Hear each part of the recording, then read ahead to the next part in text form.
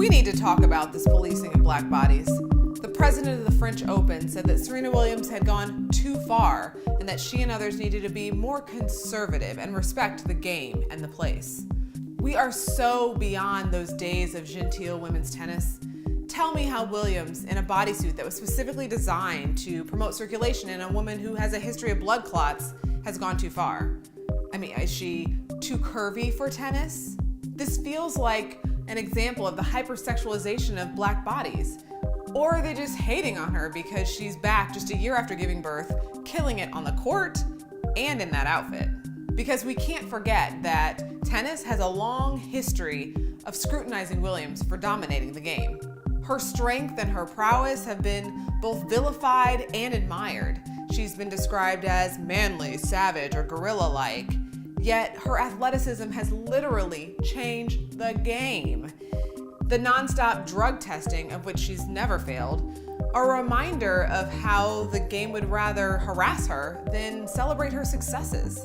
Williams has been called too aggressive and uncouth and unrefined in her celebration of successes and her hairstyles. So this ban criticizing her clothing is just one more example of the conservative world of tennis criticizing Williams.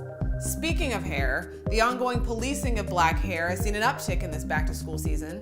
We have an 11-year-old in Louisiana who was sent home because she had extensions, and a 6-year-old in Florida who wasn't admitted to his school because his locks went below his ears.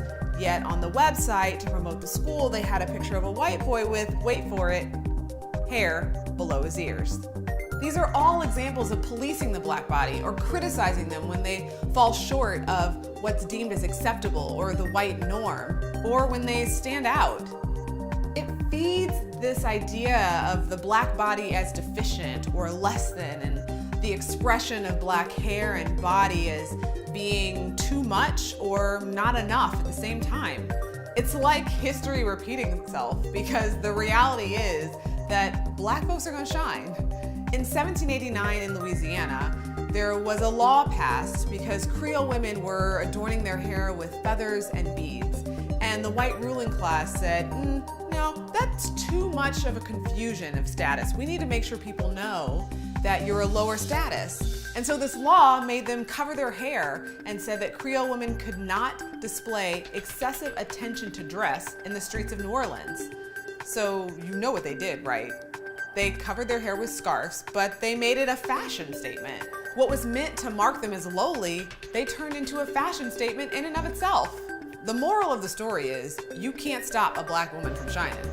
So Serena, ignore this latest attempt to police your beautiful black body. Live your absolute fullest life.